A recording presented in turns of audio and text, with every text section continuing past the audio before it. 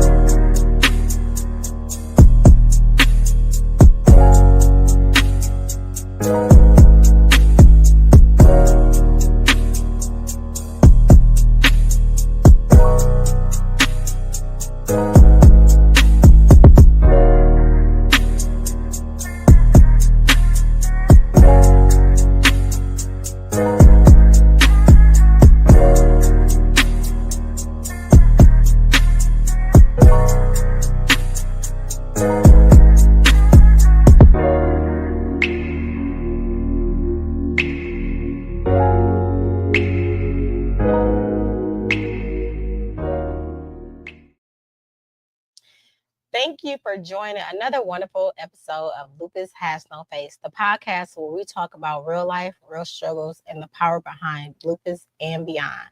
I'm your host, Savannah Burts, with our special guest, Miss Lisa, is in the building today. Thank you. Okay, thank you so much for joining Lupus Has No Face podcast on this lovely evening. We will be discussing from warriors to instructors, training the next generation of caregivers. I love that. I love that. So before we dive into all of this, how was your day? How was your ride here? It was smooth. I was up the street. My sister has a printing business up the street. Okay, and what's that printing business? Custom Printing Designs by Pamela. Okay, we definitely gonna drop that in the chat. Yes. And I had her make you a gift. So I would like to give this to you. Thank you. Miss One Pamela to another. Yes, that's it. Okay.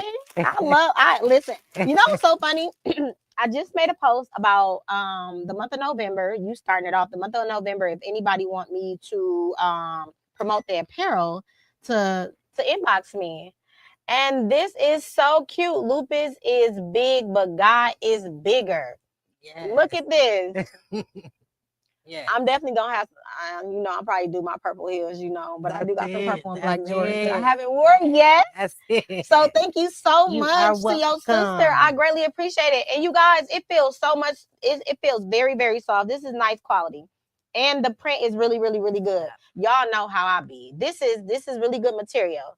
Thank you so very much. We definitely gonna put that in a chat tone where they can reach out to Miss Pamela if they need any print, anything. So thank you. You're welcome.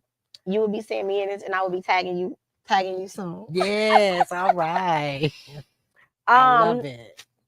Well, before we jump right into it, like I said, so you got me this shirt. The ride was smooth. What else happened? Because you don't stay here. No, I don't live in Wisconsin anymore. I actually now live in Michigan.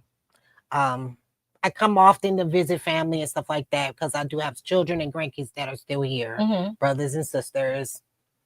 But my main reason for coming back was to take care of my father.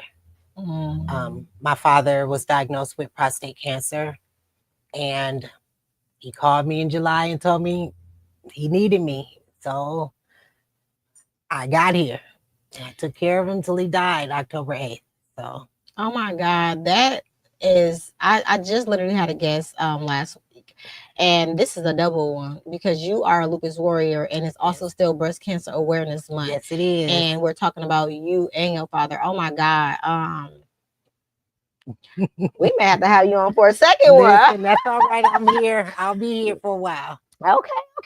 Yes. So, what was that like? Just to tag just a little bit on that. What was that like getting that call from your father, himself, asking his daughter, because you're the baby, right?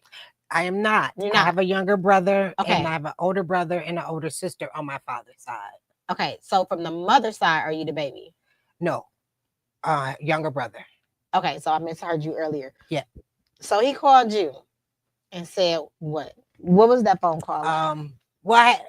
This is crazy how it went. I had just recently left Wisconsin, I left here on the 16th because I buried my sister that morning. And I got on the train at 1 o'clock, got back to Michigan that night. And then the next day, so 2 days after I got home, he called me.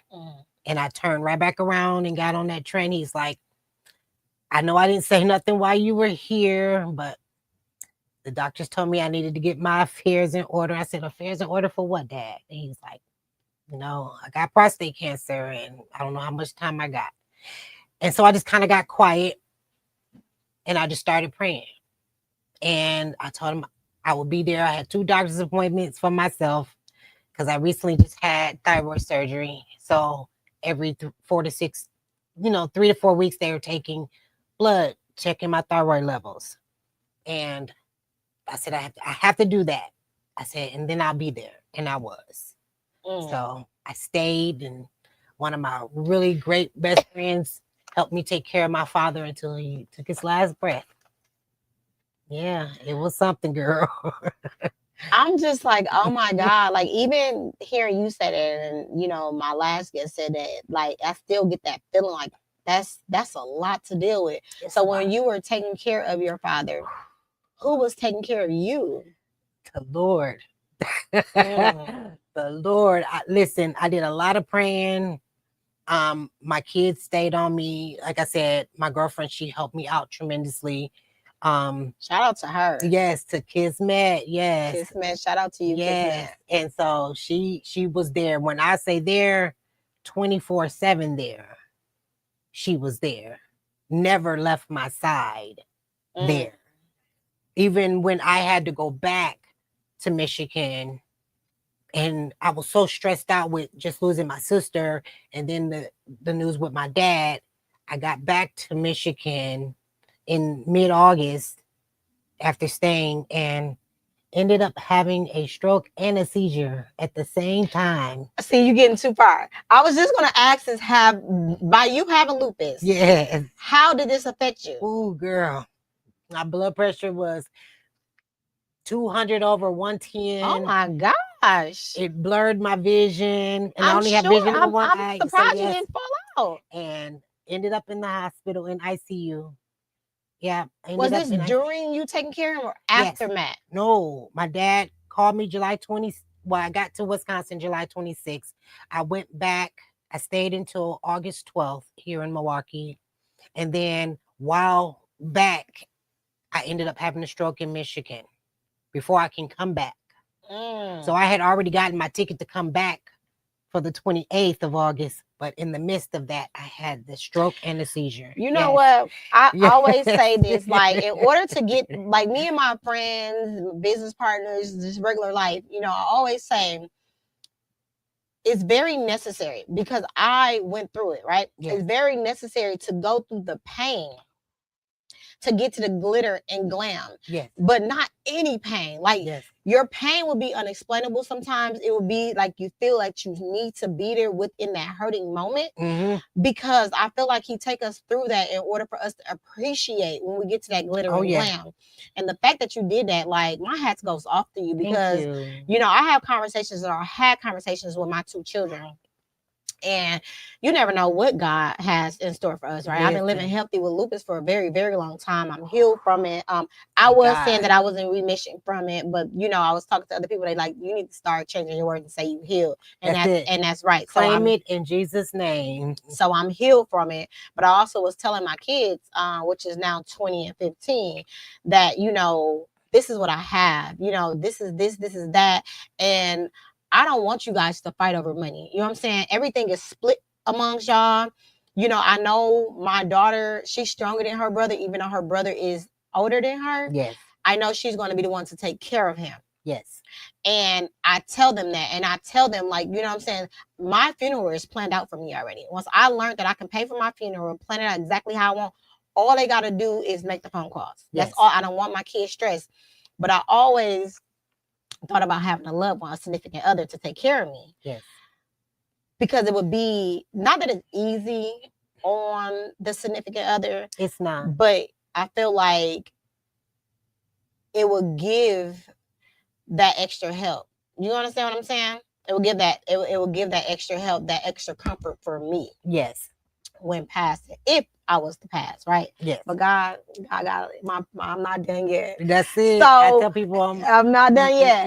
So did you okay. get your closure? So while you were hurting, were you healing when you were taking care of your father? I did. I prayed every day.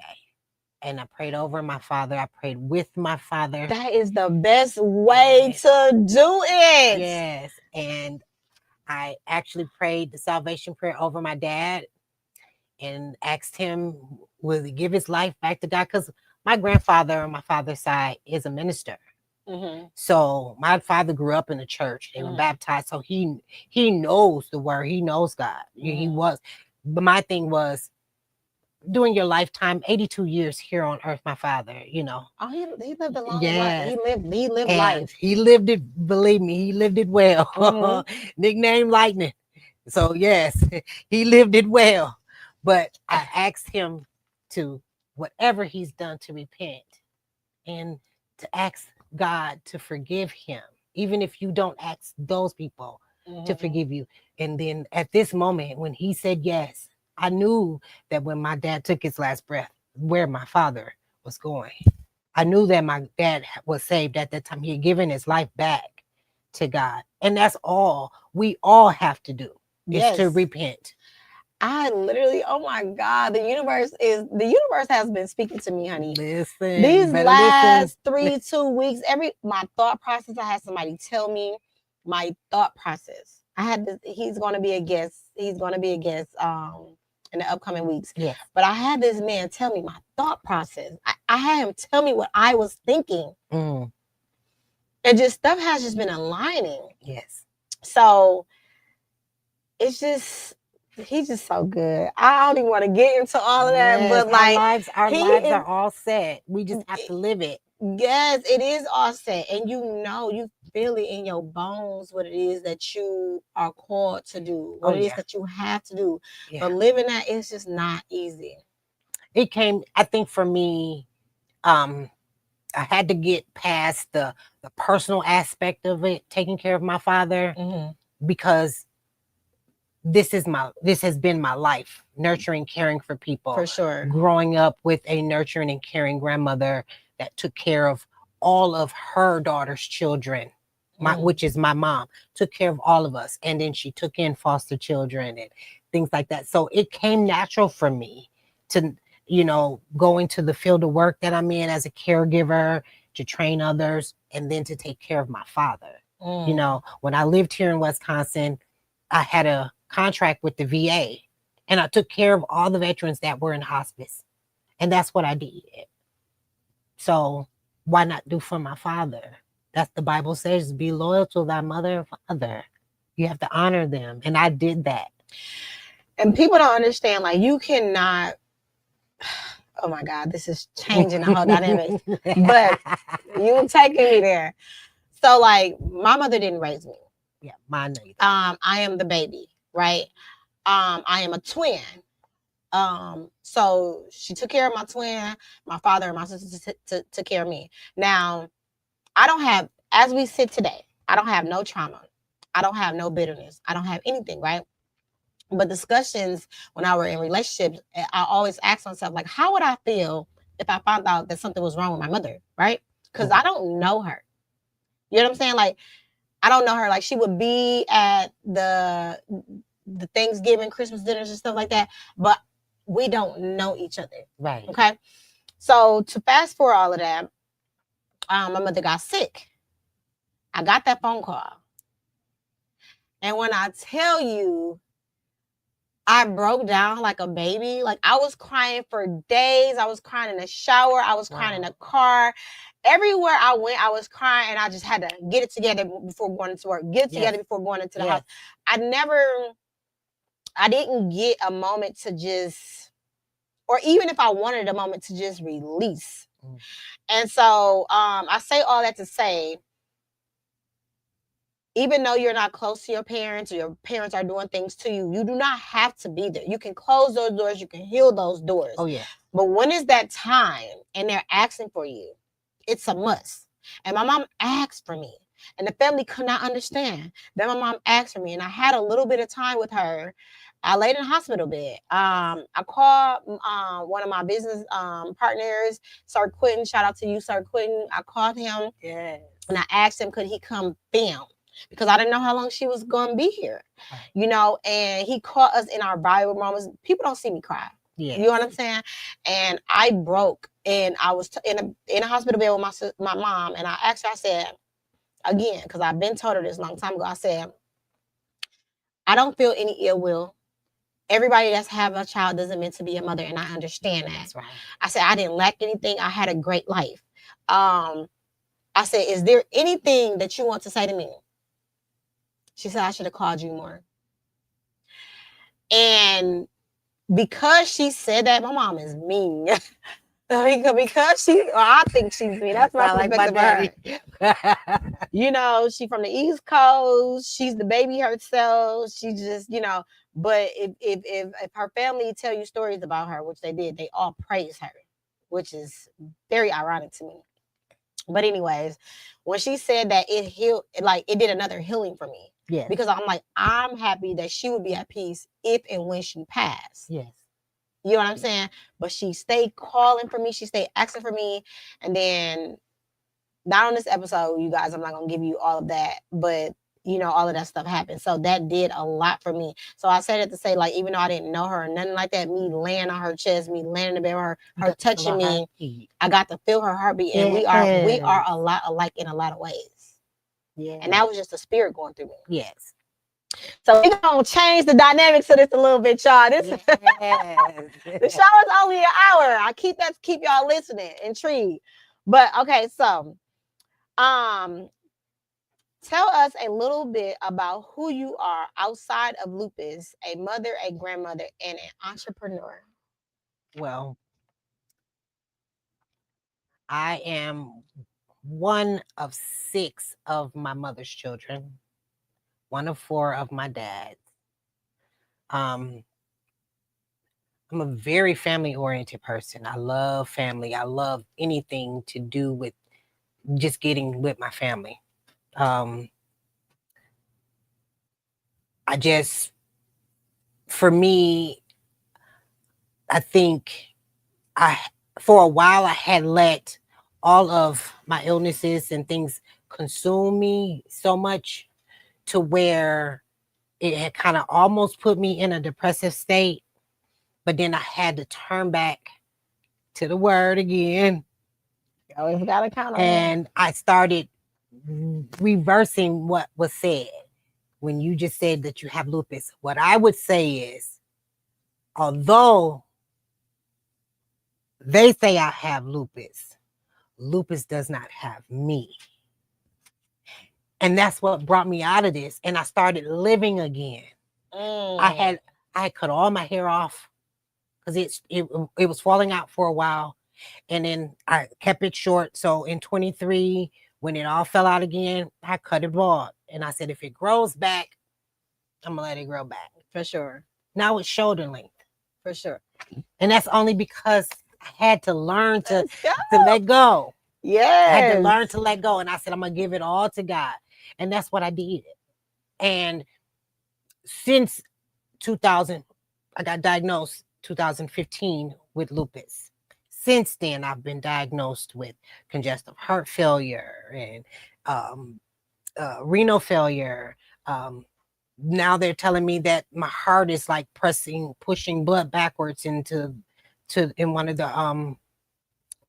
the arteries in the heart, and just a whole bunch of other stuff. I've lost sight in one eye, but I keep going because I know that how people say I've let Jesus take the wheel, and that's who guides me. And I could be bitter about a lot of stuff.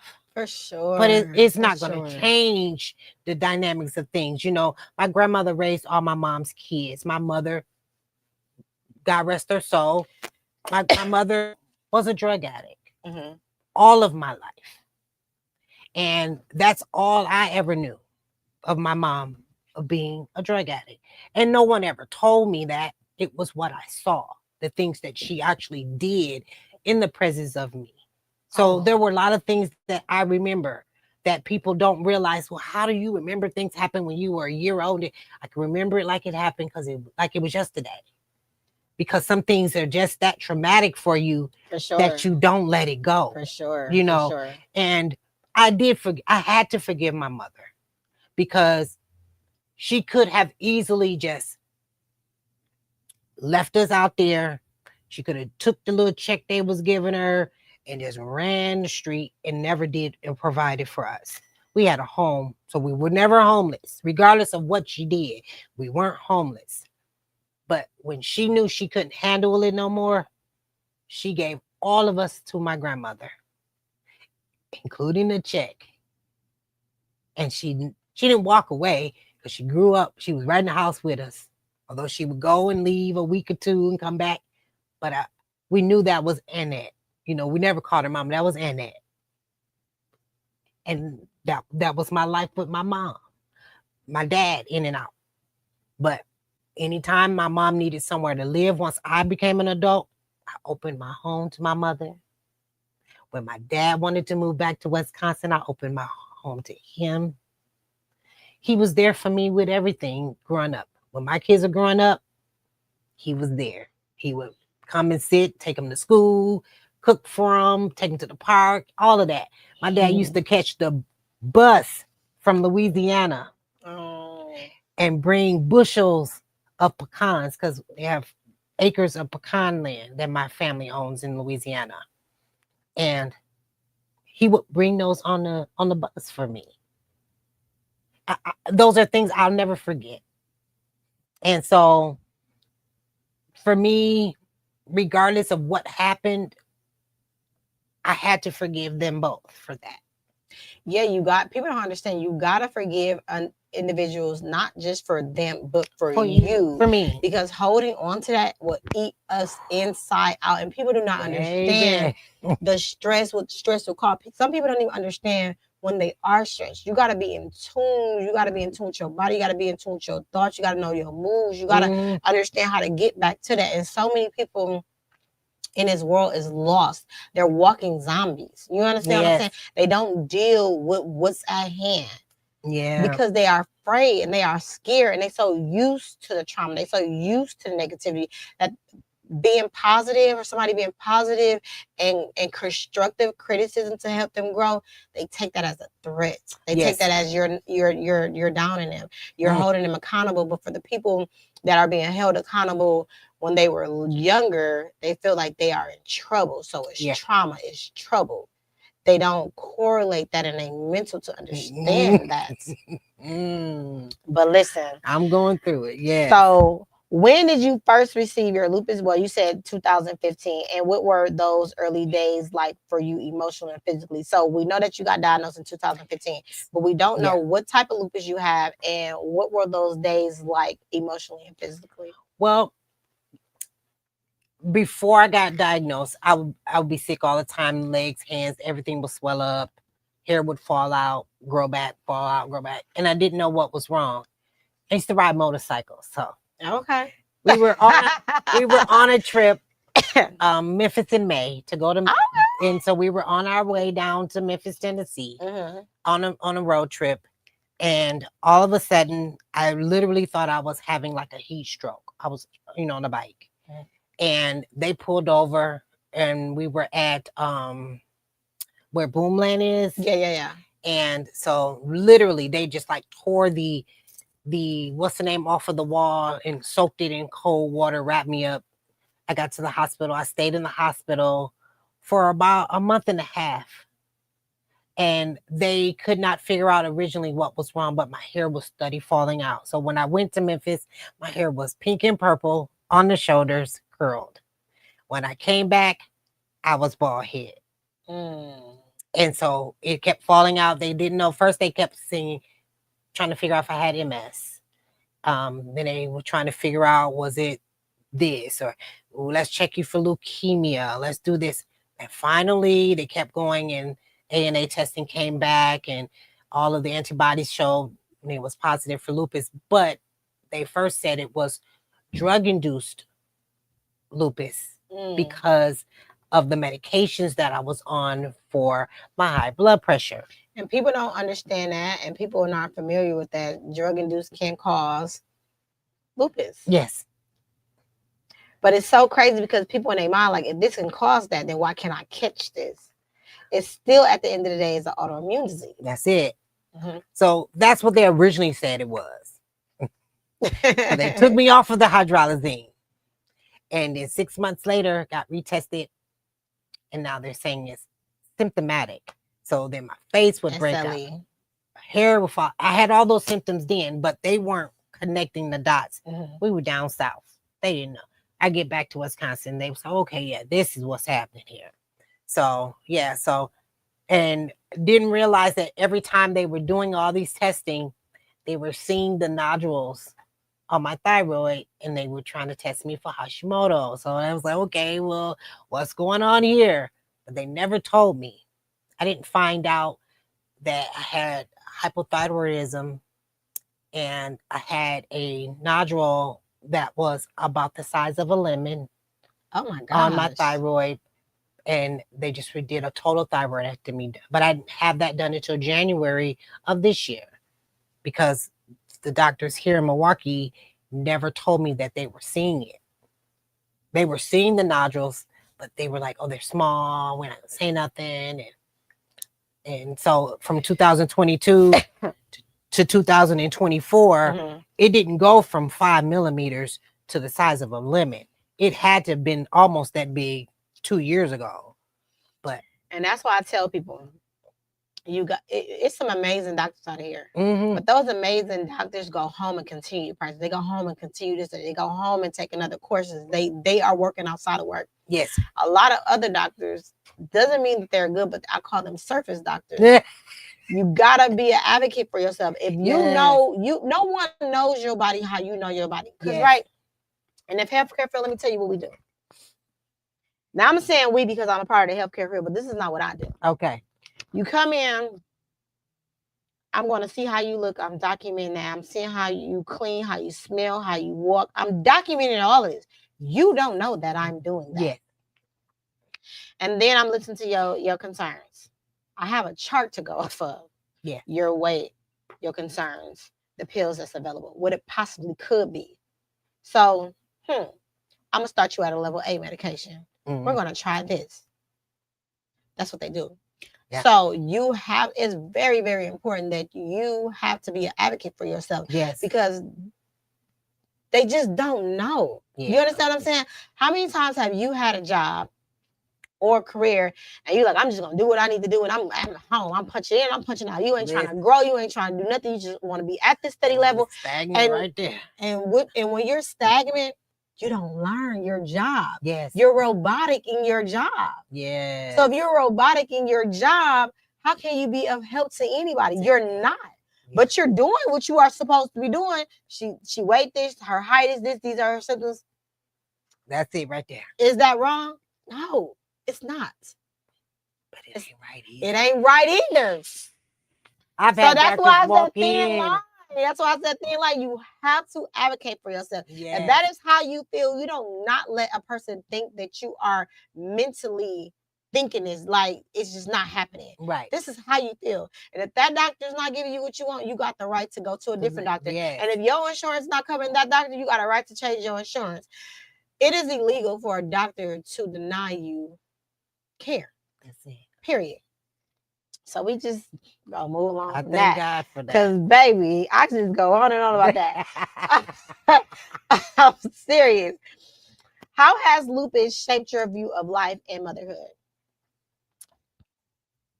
It's taught me. You got me like. It's taught me to be more open. Like I'm very open with my children. I speak to them. I tell them how important it is to get themselves checked. Whenever I find out that there is something wrong with me and my sisters have a group chat set up, and I sent it to everybody.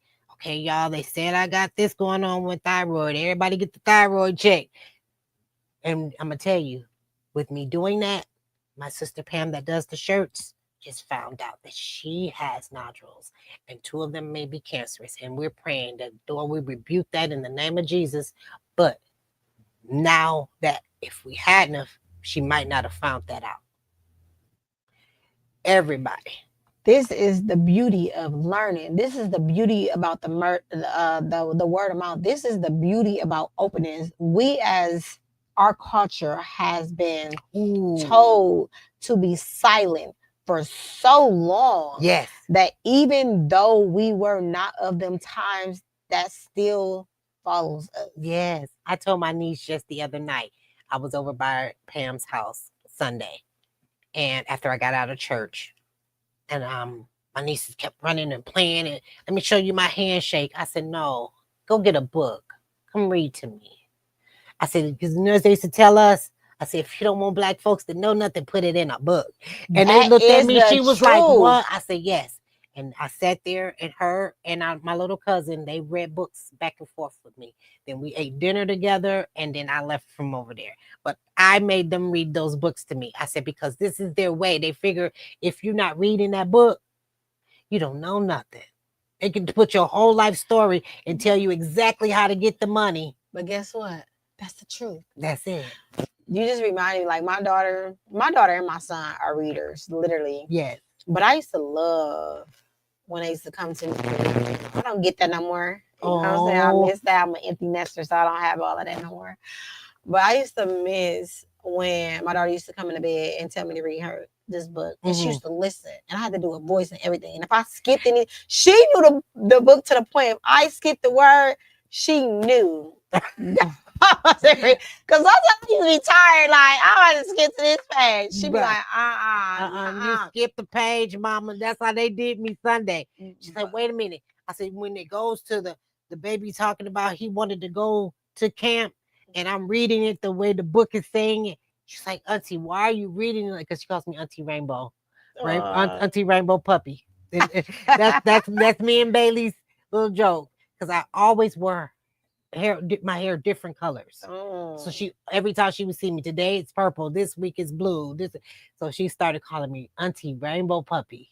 For sure. And that's been my name. She's like, why are you reading the book like that? Why are you getting excited when you read it? I said, because he's excited at that part, and that's how you read. I said, because there's an exclamation point there, so that means it's heightened, and you got it. She's like, really? I said, yes.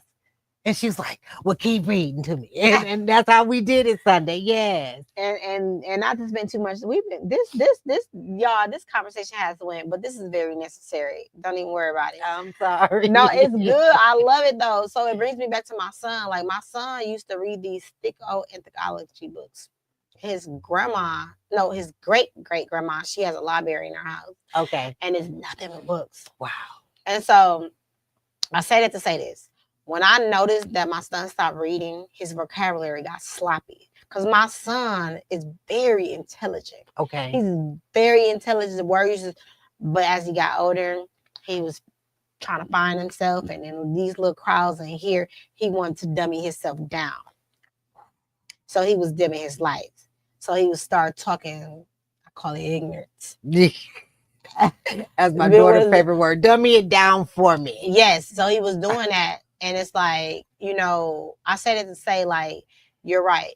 If you want to know something, you read. Books brightens your vocabulary. It extends your vocabulary. Yes. Because at that time, like, if you don't know a word and you're smart enough, you're going to be like, how you say this word? What's this word? Let me look this up. Let me hear it if I can't really pronounce it. And let me see what this means. Yes. So now you have a different word to use versus the normal words that people use. And that's how people... vocabulary just gets how it gets, right? Yeah. It's a learning thing. So I just said to say, like, I had noticed what he was doing and things like that, but he always revert back. So when he finds himself in his shell, he goes back to great grandma and get all of what she'd been pouring to. Yeah. So we're gonna move on to the battle and balance.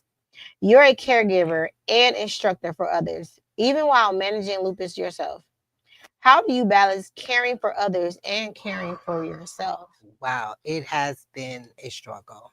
A struggle? It has been a struggle because my job entails me doing a lot of like turning and moving and, you know, changing briefs, doing different stuff, catheterizations, things like that. So you have to have some type of, you got to have strength to do it. Body mechanics. Yeah. Strong body mechanics. So when I'm in the middle of a crisis, like I was telling we were coming in, you know, right now I'm just coming out of a flare up. So my knees are still swollen, my hand is swollen, and like now I can't even close it. Like that's as far as I can get the hand. So it'll be hard for me then to be doing log rolls because I trying to push someone to turn them, changing briefs, doing things like that. So that is the reason when I started feeling like my body was breaking down, I started training other people. I went to the UW Green Bay, and I did the train the trainer classes to become an instructor for the state of Wisconsin. And I did the medication training, the safe client movement, the fire and safety. And I did those training classes to become an instructor for the state. So that when people are going into other places to work and I'm there, then I can train these people for sure to do the work. And then I know that they've done it correctly, learning them how to use those Hoyer lifts correctly. For sure. You know, things like that to make sure that, you know, well, if we got a client that's in a bed and they're paralyzed, but they got to get moved. For sure. Okay. So, you know, you do your changing of them, you wash them up in the bed. A lot of times they don't have shower chairs in their homes because we did in their actual homes. Home care. Okay. So we did homes and a lot of times that it was just clearly right there. Let's get them. 2 people, turn them. Once we clean them, push that sling up under them, roll them back, hook them to the Hoyer. And I taught people how to do that. I said, and you think about that, if this was your loved one, what would you want someone to do? You would want them to give their best. For sure. And that's, so before I go to that, so lupus has no face, right? Yeah. What do lupus look like? To the naked eye, like nothing is wrong with you. I've been told that. Okay. So your hand is restricted, right? Yes. That's why I always say it pays nothing to be kind, because you never know what somebody is going through. And words do hurt. I don't know who came up with words do not hurt. For certain individuals, especially an overthinker, words hurt and they carry that and it plays over and over and over in your hand. So it literally pays nothing to be nice to someone, because your word, your verbiage with your statement or whatever you may have said to this person that's hanging by a thread could have committed suicide instead of you being nice. But people project. How people treat you is how they feel about themselves. And once individuals understand that and learn that, it would be less impact on a human being, right? And how you respond, it's the same thing. Hurt people, hurt people. Hurt people, hurt people. And I'm finding it out slowly right now. Yeah, like, and people, like, I've came across so many people. I came across so many amazing people. I came across so many people that I thought had the ultimate confidence, the ultimate, like, I'm her, I'm in my bag, I'm X, Y, and Z, right? Yes. Because this is how this looks, right? But some people that I ran into, they're not used to people being kind. They're not used to people being nice. They figure that's, what do you want? What are you doing? Yeah. This is foreign to me. And me, like, I'm like, I not from Wisconsin, but this is normal. You get this side of me until you don't get this side of me. Come on. A cause and reaction. I will never be the cause, but I will react. You understand what I'm saying? And it's just sad that so many people I ran into are damaged goods. They don't know their value. They don't know their worth. Or they may think they do, and they're battling it. Or they think that they gotta hurt you before they can trust you. You understand what I'm saying? Yes. It's just so sad. But I say that to say, you don't like anything that's wrong with you, but everything is wrong with you right now, that you're uncomfortable and things like that. And then you are also helping people help themselves. And me being in the healthcare field, that's what I always think about. Now, don't get me wrong. You know what I'm saying? I'm not going to sit here and lie, because we talk about the truth on this show. Yes. I get very overwhelmed a lot. Yes. And the reason why I get overwhelmed a lot when it comes to my entrepreneurs or my entrepreneurships of a business, or I call it a 9-to-5, but it's not a 9-to-5. Yeah. My traditional is because I have to use everything. I have to be nice. I don't get to be mean. It's a choice. I can be if I want Yes. to. But I always think about, what if this is my mom? What if this is my dad? What if it was me? Yes. I am nice at its max, even when it's annoying, even when it's just too much going on, right? So it's overwhelming to be so nice all the time. You have to have an outlet. Yes. And sometimes when you don't have an outlet, your closest people to you, you take it out on them. But then you got to understand, you got to recognize, like, this is not their fault. I need to regroup. I need to collect myself before I start having a conversation with this person. And for me, I've learned that. But at the end of it all, even if you are a communicator, some people can't receive that. You always got people that always want to find the problem in something. They want to be problematic. They want to be defensive. They want to make it all about them and not hearing the message. Yeah. That's what I think. That's where I'm at right now in a situation in my life with my dad passing. And I just took it as, at first, I wanted to tell everybody else, oh, it didn't bother me because I know different, but it did hurt. And it took me a day or two to try to really get myself together and be like, okay, you know what, Lisa, regroup, keep moving, think about what dad would want you to do and how he would want you to do it. And that's what got me through it. That's amazing that you know yourself. Listen. You know how many people that's on this earth today that would die not knowing who they are? They don't know who they are if they're not a worker. They don't know who they are if they're not a business person. They don't know who they are if they're not a mother or a father. They don't know who they are without all of the hats. And for me, it's a beauty to know who I am. Oh, yes. It's a beauty to know that. But people are scared. Not me. I know that I'm amazing and I know who I am. You better say it. And I tell folks all the time. It.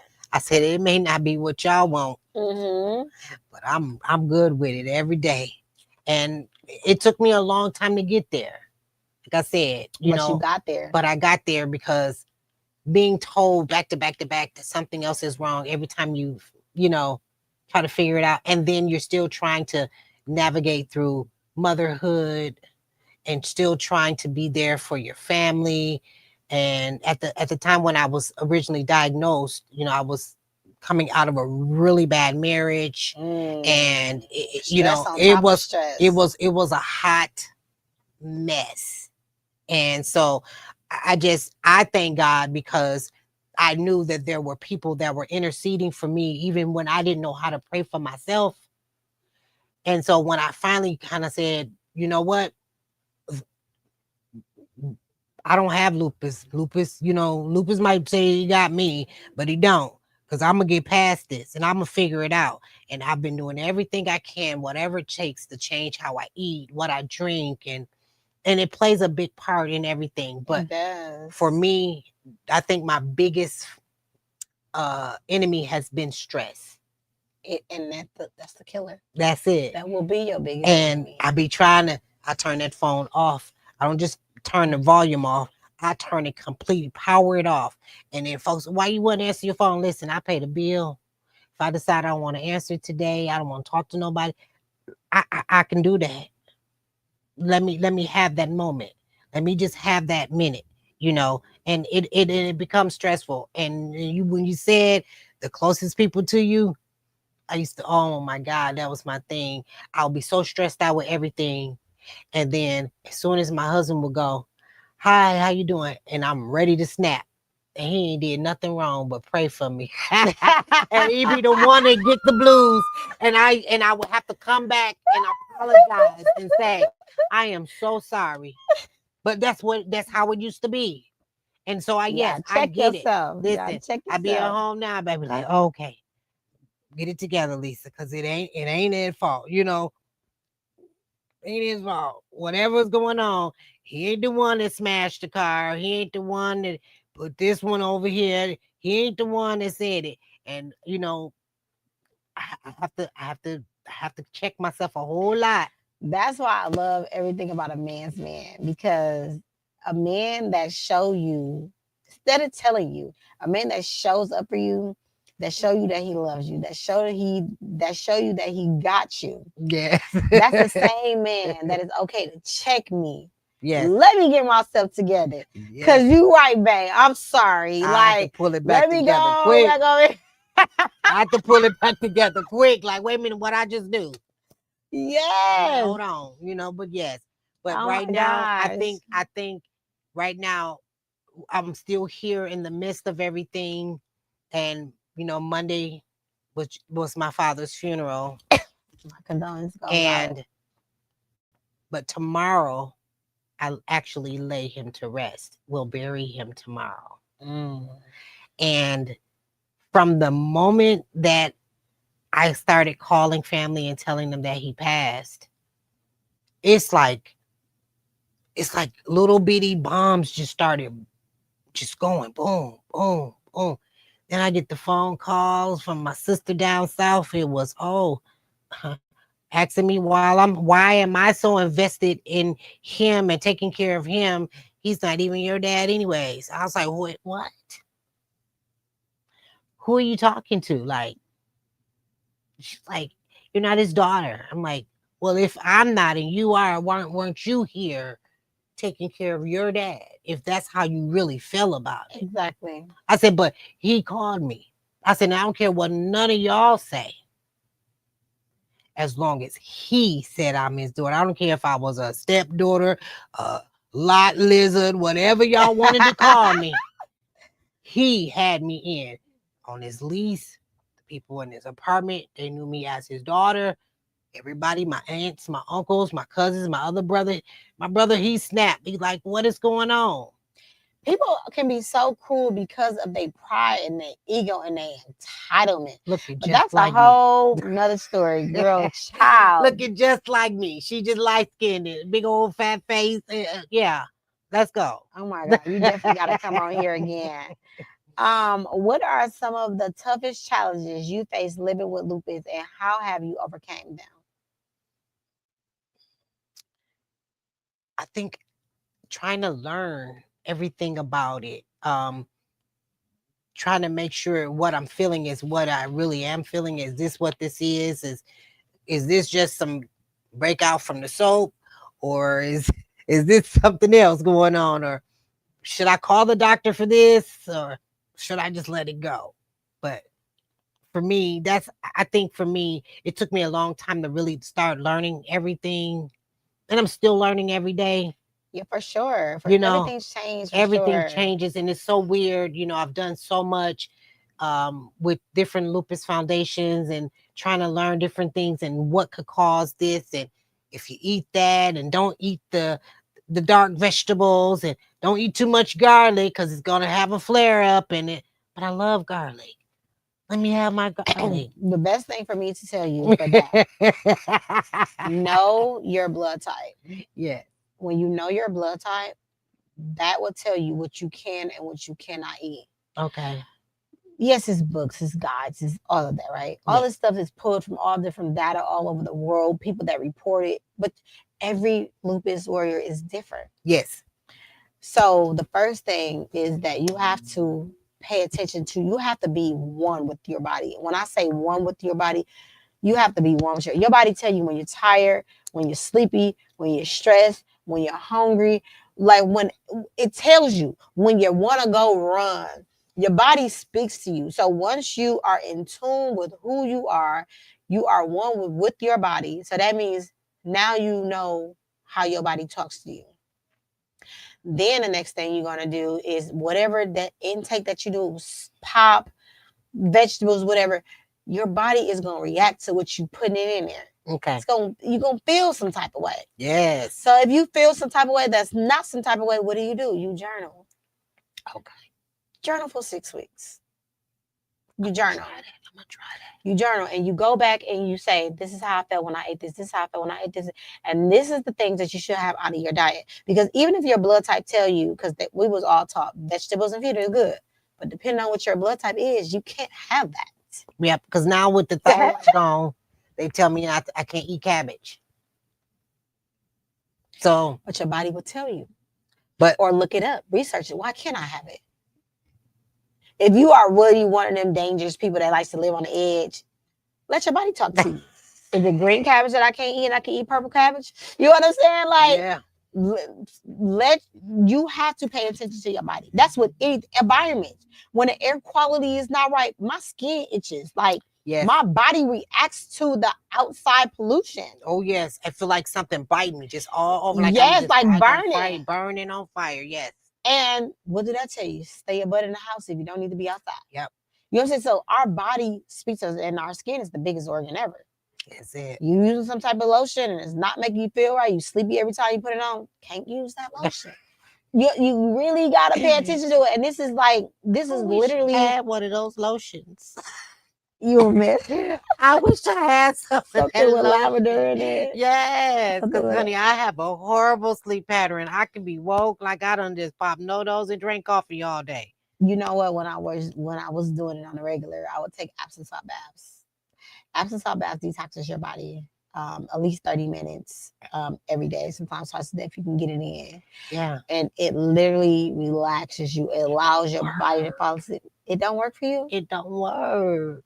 I done did that. I take the chlorophyll. The doctor told me to try chlorophyll to try to detox. You have anxiety yet? I have really bad anxiety. But see, whatever is going on with my thyroid, it's your body's, that's your body's hormone clock. That's your it keeps you hot and cold. And so like now I normally I could be anywhere and it can be 100 degrees, but my hands and my feet stay cold. I don't care what I got on, what I'm wrapped in, and then I'm just up. I'm going to send you some things, and it's all trial and error. Everything that works probably works for me, ain't probably gonna work for you. Yeah. But I would like the things that I'm going to send you. I would like for you to at least try it, at least for 2 weeks. Okay, I will. 2 weeks, document it. Document it. See how your body feels. See what helps, what not helps. If it helped a little bit, if it helped a lot. And if that don't have, I'm gonna send you something. Try each new thing, because that's all medication is. This is all gonna be natural. It's all trial and error. Yeah, I done did the melatonin. None of that worked. I'd be woke like it'd be 2, 3 o'clock in the morning. Folks be like, "You still woke?" Yes, I am. Okay, what does a good day versus a flare day look like for you? On a good day, up 6, 7 o'clock in the morning, I can get up, get me something to eat, laugh and talk, get outside, go shopping. I can actually do the walking instead of getting on the cart, because my legs not giving out. Come on now. Listen, and I can go all day. But then the bad days come, I don't want to get out the bed. I just get up long enough to take my medicine and go right back down. And I stay there. Do you eat? No, normally I won't eat. Do you hydrate yourself? I'll drink enough water for some people to go swimming. So are you in pain? Are you stiff? Like, what does that look like? What Stiffness, does that feel like? the pain. So like there's days like every morning that I get up, like depending on how I slept, whether I'm super cold and I'm wrapped up in the blanket and I kind of get in that fetal position. But now with this leg being still swollen, I can't really bend it like when I'm sleeping. So I'm like sleeping funny and I'm wrapped up in that blanket. So head covered, eyes covered, trying to everything in the room, trying to go to sleep. And it never works. And so finally, when I do get to sleep and it's 4 or 5 o'clock in the morning, I might get an hour and a half, 2 hours, literally for real, of sleep. And then I'm up and then I get up and I take my thyroid medicine and I can't eat anything for half an hour after taking it. Then I'll probably get back up at about 8:30, 9 o'clock and blood pressure meds, whatever else I got to take, my Plaxil, my Wellbutrin, I'm taking all this medication. And I might get a piece of toast to eat to take with those meds. So and back in the bed. Okay. How frequently is that? at bad least days. twice a week. Twice a week. That's really cool. Question: what type of medications are you on for your lupus? The only thing right now that I am taking is what is the anti-inflammatory? So I forget what they're giving me. I forget the name. I can never pronounce the Let's name. start with. The steroid. I can't remember the name of it. Let's start with an H. Hmm. Hydroquasi something. Plaquenil, But it starts with hydrochloroquine. yeah. That's the same thing as plaquenil. That's Okay. not a steroid, Okay, what is that but one? that's good. That is, I was asking to see if you was on that because anybody with lupus should be on that type of medication. Okay. It keeps us regulated. You know, it keeps us from getting sick, the common colds. That was one of the main medications that people were trying to get when it was COVID around. Oh yes. So that is an important medication. So I wanted to see where you on that, and you are on that. So and I'm on good. that, and then I get they give me also the ibuprofen 600. So I take that for inflammation, and every now and then, like I'll get like a really stupid bad cough, and then they'll put me on prednisone. Okay. And you should ask off this. It's a study that's going on. I'm going to get information, but you should also ask them about Ballista. Ballista is a very, very, very good drug. Okay. I was in the study for that before they released it to the world. Really? And I've been on it ever since. See, it's an injection once a week. But what you don't know is what you don't know. And then that's a $4,000 prescription. now when I lived here, when I used to live here, I used to get the hip injections. The cortisone shots. They would give me this shot every 14 days in my hips. I don't know. I can't remember what the name of it was. And my doctor was at I was at St. Mary's Hospital, and I was seeing the doctors in the Prospect building. Okay. Over Whole Foods. Yeah. And so, but every 14 days I used to get those hip injections, and they took me off of the funny named med. I can never pronounce it. But they took me off of it when I lived here. And when I got back to Michigan, that doctor put me back on it. So the doctor took me off of it here was telling me that that's why when they were saying that it was drug induced for the lupus. And then when they said it was SLE, he took me off, which I didn't understand. But like I said, there's so much I still don't understand. And I'm still trying to learn. But now me moving to a more rural area, it's kind of weird. So if I have to drive to a bigger city in Michigan to see doctors, I've done that. Because if I can't get what I need done where I'm at, I'll go up to Saginaw, or I'll go down to Auburn Hills to Detroit, and where I need to be able to find a doctor that's going to do what I need them to do. What kind of doctors are you seeing right now? I see a heart specialist, pulmonary specialist, rheumatoid specialist. So I see them all. No, that's good because every problem that you have, you should have a specialist and a dermatologist. So you definitely are on the right path. But they talk to each other? And that's a good thing. Everybody has the My Chart. So now everybody is able to see what the other person has done, what they're ordering, what's being done. Now they're looking at something that's whatever's probably going on with my liver. Something's going on with my liver now. Okay, because normally when all the doctors are talking to each other, they all come up with one plan that they agree upon, and that's what it is. Okay. And it's best that way because one person in this mind thinking they're just going to treat you for pulmonology, and the rheumatologist is going to treat you for this, but you don't need to be all on the medication because one medication is used for like 10 different things. Okay. So if you can get a medication that is used for a multitude of things, because each thing actually needs to be treated individually. Okay. So if you, like for your lupus has to be treated.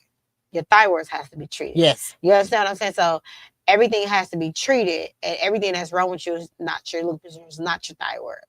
And people got to learn the difference because when a lot of people come into the doctor's appointment, they're like, "Oh, my lupus," but no, it's your fibromyalgia, or no, it's your RA. You got to know the difference, and that's why I say it's always learn about your and that's why I'm trying to learn the difference with everything that's going on with me. Like, is what's happening with my hand? in the shoulder because they've diagnosed it with frozen shoulder. So that's as far as I can lift that up, right?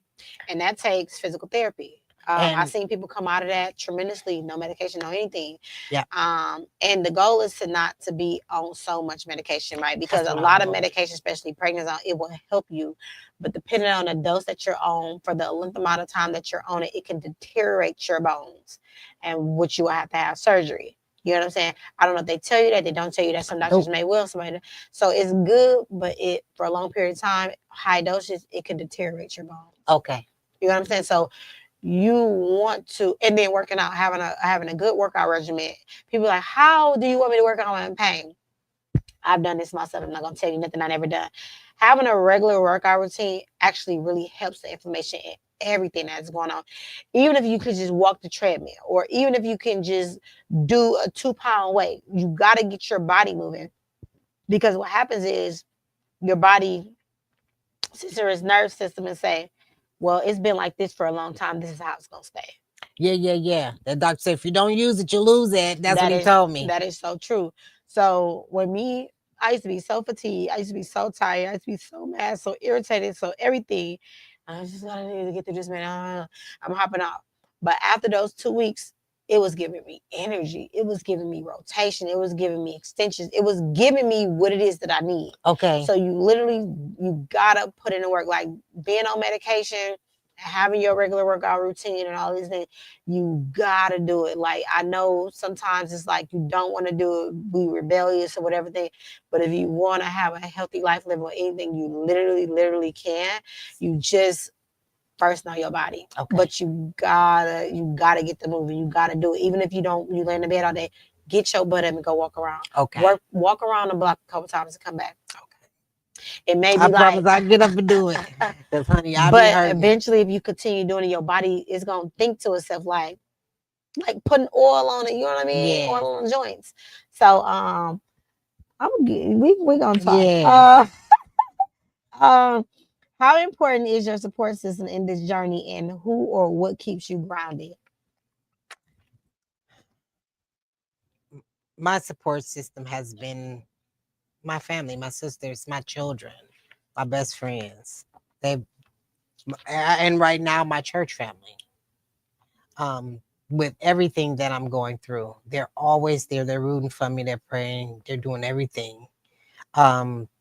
For me, I have to make sure that whatever is happening, I just try to keep everybody in tune with what's going on with me, so that there's no, oh, why you didn't call me and tell me that was going on, and I just make sure that I try to keep everybody In the loop. And my kids, I tell my kids all the time, make sure you call me, check on me. If you haven't heard from me, I try to make sure I call them, but call me and check on me. And I'm gonna tell you another thing. Learn how to read those charts. If you don't want to go in depth, you don't have to, but learn what the numbers mean. Okay. Learn what the numbers mean. Learn what you can do to get them down, because you can. And you don't gotta be on medication for that. I was a person that I started off with 20 pills when I got diagnosed. 20 at a young teenage age. Guess what I take now? I take vitamin D once a week. I take my Ballista injection once a week. I take my hydrochloroquine every day. So I rotate between 2 to 1 pills and my gabapentin. That's nerve pain. That's all I take. I'm on so much gabapentin right now. It's ridiculous. And that's a nerve pain.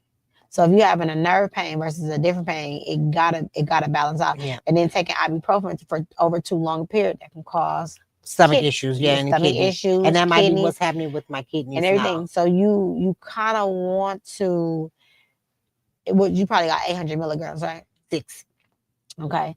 But like having that even on a long period of time, you got to start doing things, whether it's tea, working out, like just holistic things, because it does work, but you got to give it time. Just like when we don't take our medicine, because I was rebellious when I was younger. I didn't take my medicine all the time. Like, I want to be normal. I'm taking this stuff today. But when you don't take your medicine, you get the feel that your medicine is out of your body. Yes. So you know when you need it and you know when you don't need it. I everything I do is in moderation. Okay.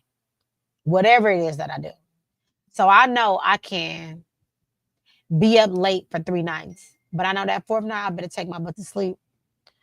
I know I can indulge in this, but I know I better have my water intake. Water is so very important. It's so important. That's daily for me. It's so important. I know I drink about 5 or 6 of those every day.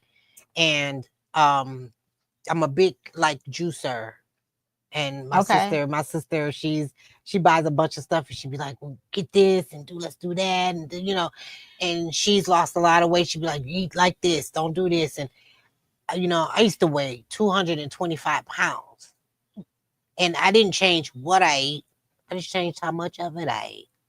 You don't gotta just go on this just strict diet. But I'm telling you, the best thing that you can do is start journaling. Yeah. Start journaling.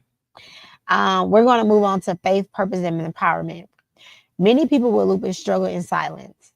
What motivates you to keep fighting and stay visible for others? My kids and my grandkids. That's it. That's all. You done dropped the mic. I have to make sure that they understand so that if something was to happen, that then how vocal I am now, I want them to be just as vocal about it and say they watched their mother go through this fight and how, my kids tell me all the time how proud of me they are, and it feels good to hear that, and I never gave up. And I won't, even with all of my kids being adults now, and I have grandchildren, and it's weird because everybody's like you say, but you don't look sick. I said, if only I can cut my insides out and let y'all see what's happening. If y'all could see how those nerves are moving and the clots and this is happening and how that's happening. I said, y'all don't even understand what I'm going through. And they will never. You know what people ask me? They ask me two things. Tell me about it, or how was your show? You know what I tell them? Go read what I have and you come back and tell me. Because when you tell people, they don't understand. They still don't understand. And when you tell people, they don't understand. So people got to read. They got to go look for themselves. Because they don't know how daily it can be. They don't know how altering our life is. Because we make it look easy. You know what I'm saying? People respond to, I'm just so sick. I just can't. No, who wants to be like that? Don't do that. Nobody wants to be like that. I have a life. I want to get up. I want to go outside. I want to go to work. I want to be normal within my norm. Yes. And a lot of people cannot get past the visible things. Listen, they say, why are you sitting on there? I've had people in the grocery store ask me, why are you on that? And I used to None of your business. Yep. And I had a lady that worked in the grocery store once asked me if I would get up off. She didn't say there's an elderly lady here and she wants the cart. She was like, can you get up so this lady can actually use it for what she needed for? I said, why would I do that when I can barely stand up? And what did she say? What you mean? And before I could finish the sentence, because she got lupus and she, oh, I'm so sorry. It shouldn't have had to take him to tell you nothing. Right, mind your business. The business that pay you. What? Oh yeah, I've had folks do that to me. Ain't nothing wrong with you. Ain't nothing wrong. You know what? And sometimes I wouldn't just come out and just tell them. I'll be in the hospital sick, and I will call certain people and come visit me at the hospital. So then when the nurse or the doctor come in, and they get to talking, and it's like, well, did you want to continue? I said, no, finish talking about what y'all found. They said, well, your numbers are down, your lupus, your this, they get to talking about this, and then they sitting there with their mouth hanging open. You cannot judge a book by its color. This cover. I used to go through so much. People thought I was lying and everything. Because I don't care what. Like when I was in the hospital, I called my nail tech. I had my hair salon. Like, come get me together. Right. Come get me together because I feel like crap, but I want to look like something. That's it. That's it. Why do I have to look like what I'm feeling like? Are you crazy?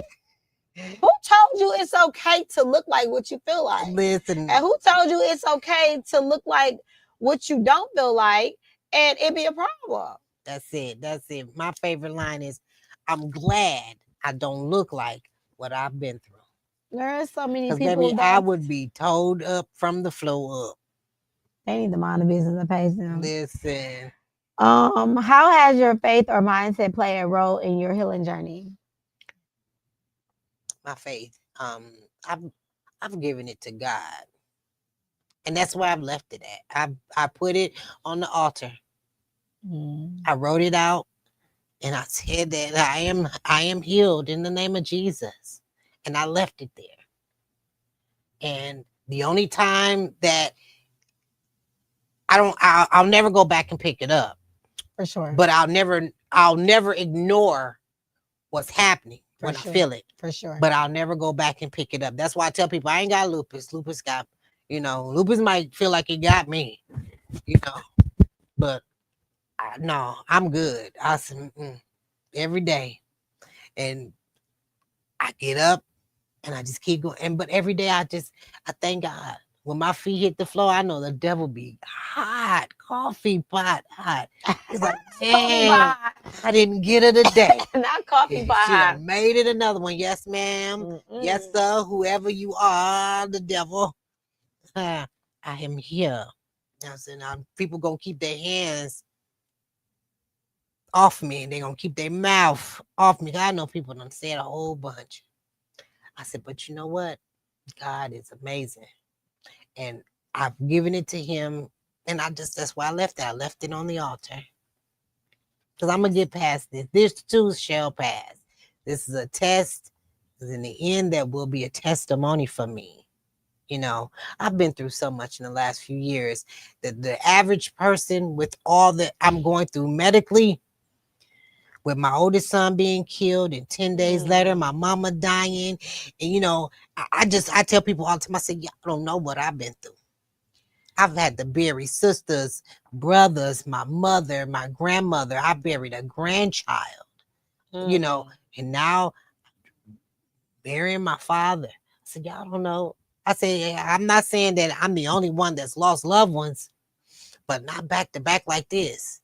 I said, maybe, and then I'm still trying to deal with this and still stay sane. I said, Monday, that was truly a test. Going to my father's service, that was truly a test.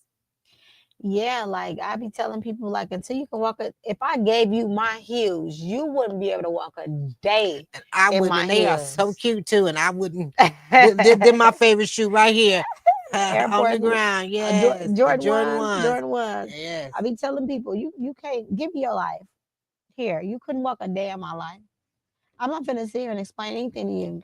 But I appreciate you because you did reach out and you was like, I'm not gonna be able to do it. And I respected everything you said. Nah, yeah, I'm doing that. Yes. I'm doing that. Because I had let what they said to me get to me. You. And I was actually not gonna go to my father's service. And I had said all of that. I was like, you know what? I done set up my dad's service. I done made all the arrangements. I done got his suit and everything. I got it to the funeral home. And then I was like, you know what? Her telling me that mess, it didn't change who he was in my life. She don't know what she's talking about. My aunts and even my brother, it's like she done lost her ever-loving mind. Like, and I was like, yeah, well, what little bit she got is gone. I said, and it's okay, And I went head on, and I got to that funeral home, and when that lady told me, oh, they don't want you in here, I said, that's all right. God's gonna make a way. And when that police officer told me, he's like, there is no restraining orders. There's no imminent threat. This is a public place. That is your father. Your name is on these paperwork for making these arrangements. If they don't let you in, we will escort you in that door. And that's what, and my sister was already inside taking pictures. She said, if you don't get in here to see your daddy, and I know, I was like, I'm on my way in the door. And me and my sisters and my son and my best friend, we all walked on in there. And funeral home people standing there, and it's like, are you here? I said, yeah, I'm here to see my dad. And I walked on in, and we went up there. We stayed in there about 15, 20 minutes, and the service supposed to start at noon, and people were coming to the door, but my sister was standing almost by the door. She's like, you gonna turn around, wait till she finished. I was like, I wasn't expecting her to stop people from coming into the chapel. Yeah. But she stopped them. She said, y'all gonna wait. My sister Pam, shout out, boo. Shout out Pam, holding them Yes. grounds, baby. She said, y'all gonna wait. And that's what they did. They bust a U-turn at the door. My son standing there looking just like his grandfather. I was just like, and I just cried. I just broke down. I prayed. I just got on that casket. I prayed for my father. I just prayed over him. And I thank the Lord for the years he's given me with they don't even understand. Girl, I have done not just my father there, but my father here. I've done his work. I've been a good and faithful servant. I did what I was supposed to do for my father. And I'm good with that. And I can sleep at night knowing that I did the right thing by my father. And that's all that matters. Yeah. Oh, child. We're going to move on to wait. That was a lot. Like, oh my gosh, you gotta come back for sure. What message do you want other lupus warriors to take from your story? Listen to your body. Understand what you're going through. I didn't know. I had never heard of anybody in my family having lupus, and so I didn't even know what the signs were. I didn't know what to expect. I just thought I was losing my hair. I was like, I ain't know what was happening. I thought maybe I had a bad partner, or I used too much color because I color my hair all the time. But I had never lost a strand of hair from coloring it. You know, the average person, quote unquote, healthy hair will lose anywhere between 50 to 100 strands a day. Yes. But even if you're like carrying a child, it goes for like 100 to 200 strands a day. Yes. So our hair is supposed to shed every single day. Yes. But not the way it was falling out. Honey, Mm-hmm. I would do one of these and the comb would be full. And I'm like, wait a minute, hold on. Well, I just pulled the whole ponytail off, like stuff stuff like that. So no, it was bad. And so I just tell people, listen to your bodies. And when you get to those doctors, do not allow them to tell you that it ain't nothing wrong, because it is not normal for you to be in pain. That's what people have to remember. I went 6 years of being in pain. 6 years? 6 years. Foot numb. I was like, wait a minute, this is not normal.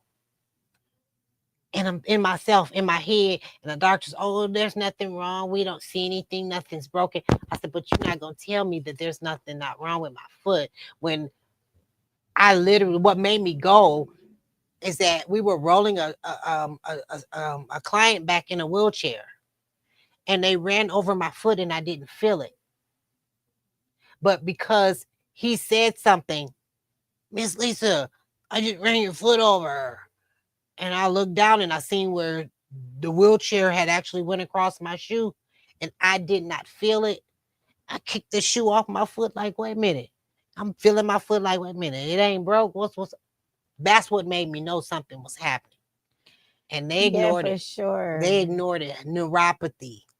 Honey, it's a hot mess. Oh, we're going to move on to professional and purpose. How do you incorporate your lupus journey into you teaching and training philosophy? For me, I always talk to people and making sure that they understand that this is not just, if you're just looking for a job, this isn't what you're supposed to do. Mm-hmm. Working in the caregiver field and healthcare field, it shouldn't be just a job or you're coming for just a check. For sure. If there is not a actual love for nurturing and caring for people, you should not be coming in this field, because what will happen is that, like you said, you'll start lacking in spaces where, you got so used to doing it this way that now you're not going to do it correctly, or you're going to miss a beat sometime. And all it takes is you forgetting, moved and did so much and you forgetting, and you done it, and you forget to pull a latch up and your client roll out the bed, or you didn't clean them correctly and then now they got a bed sore. It's this little things. That's all it takes is those just little things, things but big things that can and turn cause into big death. things. Yes. And Mhm. they get C. diff, they get septic, and Urinary tract and within infection, 6 to 10 hours of somebody being septic, they can die. for sure. And we never, a lot of times you never know that people have it because their internal temp is what is being factored. They may not feel hot here, but I had to watch for signs. And then those are things that I was going through. I didn't know. I would get fevers, I would get cold, I would get chills. All of a sudden, and I didn't understand what was happening. Face broke out, body just burning. I didn't know what was happening until that motorcycle ride. Wow. How do you want to use your platform to inspire or support others living with chronic illnesses? I just want people to be encouraged to know that this isn't a death sentence. It's not. It's not a death sentence. At first, I was so depressed, but then I had to remember there is still life in me. It is. And I try to live my life to the fullest. You are living your life to the fullest every moment. And everything I wanted to do, once I got diagnosed, I started doing everything. I started going on cruises 2 or 3 times a year. My sister that passed away, she loved cruises. That was our cruise lady. She'll book a cruise in a heartbeat. Let's go. We go. We all will go. Me and all my sisters, aunties, her kids, it was about 40 of us went on a cruise. Mm-hmm. And that's how we used to do it. And I miss those times with her. And for me, I just want people to remember that don't allow any illness, any sickness to just sit you down. Keep going and know that you can overcome it no matter what it is. That's for sure. If it's in the Lord's will, He will see you through it. And I'm not gonna question Him. Not at all. Whatever He says, that's what it is. For sure. But I believe if I put it in there and I rebuke it, and that's it. It's gone. I'm healed. Amen to that. How do you manage running a business while dealing with chronic illness? I guess I'm kind of happy that the type of business that I do now, that a lot of it, I can do it via emails, text messagings, so that I can actually send somebody else out to do it and feel comfortable enough to know that I don't always have to be the one to be there to do it, unless it is something that the business itself has to take care of. That I can actually send someone else out to service that client.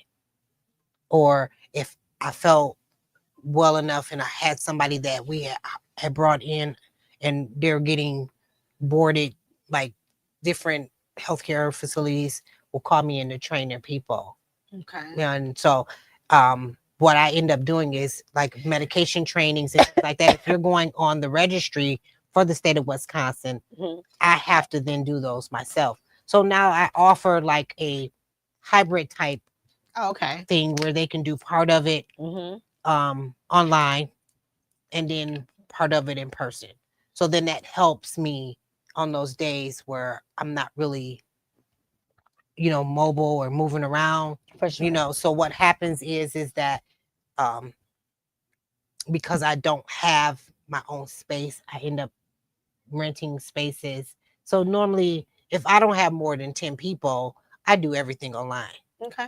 So fair enough. That helps me to where I don't have to put out money that I didn't make. Right. You know what I'm saying? So if I don't have 10 or more people that I'm training, we're going online. we're doing this and I usually give them a week, and then I have little packets that I send out with all the stuff for, like, so if they're doing a medication training, I have little dummy packets that looks like the medication packets and all the booking, and then they can just download everything. I'll send them a link from Crew Path that they give me the books and stuff to work from, and then I'll send that stuff over to the people that are doing the training, and then they can just download it, and then we do everything online. We do a Zoom meeting. So if anybody that's looking to do any of that, looking for your business, how can they get in touch with you? They can Google Tone, me. can you please put this in the chat? In Harper's Training Academy. Harper's Training Academy. For what type of training again? It is for CBRF training. Mm-hmm. Medication administration, fire safety, and standard precautions. Make sure you guys reach out, support. That is something most definitely to have. You know how these things that's been going on in the world. Being in the healthcare field will always guarantee you a job. For final thoughts, word of wisdom. What final words or encouragement do you have for lupus warriors who feel unseen or unheard? I tell people to always find support groups. I'm in a really great support group. It's called Lupus and Me. And I go on there, and we have like little teams, and we kind of hold each other accountable. We reach out to each other. We send messages asking how their day was and what's changed. And, you know, depending on what side of the country they're on, people in California, if they're on the team that we have, they'll tell us if they've tried any new meds or anything that they've done differently. And, oh, I ate this and it didn't agree with me. So we all start talking, and that's normally what happens with us with that. So that helps me out. Find people like-minded. Yep. Got to find you some like-minded people. I found a lot of people that I'm friends with still today. I started doing the lupus runs when they used to have them at Hart Park.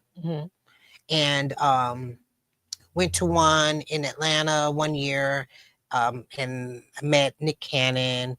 I've met Seal, because they all have lupus as well. So it helped.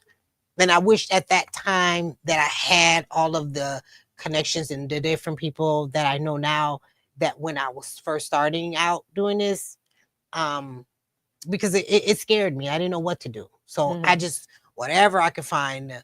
The Lupus Foundation, I know there used to be here in Milwaukee on Mayfair Road. There was a place there right across from Mayfair Mall. I used to go over there and sit in. They would have conferences, and they would have a lot of different brochures and different stuff.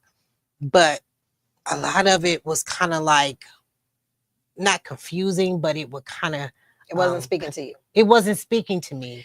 And I think it, because of who it was coming from. And that's exactly why I started Lupus Has No Face nonprofit organization, 501c3, because there was nothing out there that spoke to me that I was going, it was all surface. Here you go. Like, no, wait a minute, what? You know what I'm saying? That could be very overwhelming and very scary. So for sure, I definitely understand what you're saying. You know, and I had nobody that I knew that I could reach out to. You know, you know other people because you're here in this group with them, but I didn't know them. And then what would happen with a lot of people is that once they left that group, they left you. They left you. For sure. So you reach out to folks, either they don't answer their phone, or, you know, girl, you can call me anytime, day and night. And when I tell somebody that, I tell somebody that. And yeah, if you don't need nothing, if you can't sleep, and people see me online, then somebody will inbox me, what are you doing? Well, I said, girl, I can't sleep. You know, there's still people that to this day are that way. That is so dope to have, you know, have those people in your corner. Yes. If you could leave or listen, if you can leave our listeners with one message of hope, what would it be and why?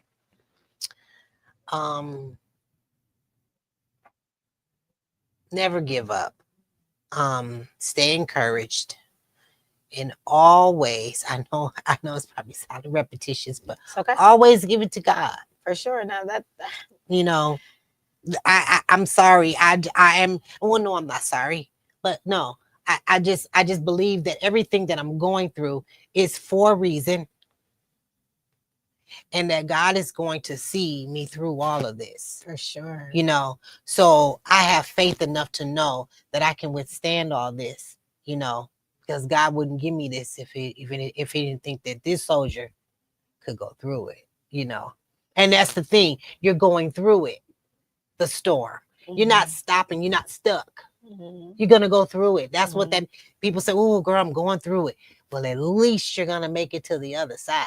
For sure. Some people done got right in the middle and stopped. I'm never gonna stop. I'm never gonna stop. I said I'm probably gonna be. I tell for I'm gonna be the cutest thing in some Air Force Ones on a walker. But I'm gonna do it Listen, however it make it listen. do. I'm gonna get it done. And I'm not mad at you. I thank you so much for coming. I thank I'm you for definitely this going to have you opportunity. on here again because we definitely got some unfinished business. You have so much to say about your father dealing with cancer, you being a Yeah. lupus warrior, and you being an instructor. So I definitely would want to welcome you back. Um, I also, Tone, please do put her information in there just in case if you guys want to become a caregiver, CBRF training, whatever. It would not hurt to have that under your belt. That's it. Also, for the people that's just unorganized, that can't make sense of things in the health and wellness field, I'm your life coach. Please do reach out to me. I'm on all platforms. And with further ado, Glam Girl Conversations, Savannah Burt's brand is live and well and open. So if you want to see what the Savannah Burt's brand is all about, please go to savannahburts.com. Okay. Everything is on there. It is live. It tells you everything about Savannah Birds. Even though we meet here every Wednesday live at 6:30 p.m., this is just my lupus journey. The Savannah Birds brand tells you everything, may not everything, but it gives you a little bit more in depth of who Savannah Birds is and what Savannah Birds have to offer. Yes. Um, Again, I do have wellness guy living well with lupus that is on Amazon, which can be purchased on Amazon. But for faster shipping, please go to my website www.lupushasnoface.com or the Savannah brand. All the links work together. Again, the journal is available as well, and it is a bundle deal. So if you guys are trying to figure life out, learn your body, knowing your blood type, this book is for you. If you're newly diagnosed, if you just want to journal your feelings, your thoughts, your emotions, this is for you. You do not have to be a person with an autoimmune disease. You can just be a regular person that just don't have it all figured out. A therapist has a therapist. I'm a life coach. I have a life coach. I have a mentor. So as long as you are willing to remain a student, you can never fail. And failing is not trying. So again, thank you so very much for tuning in every Wednesday to Lupus Has No Face podcast with your wonderful host, Savannah Burts. If you came in the middle of it, please go to Lupus Has No Face podcast. And while you're there, like, share, and subscribe. I will see you next week. Until then.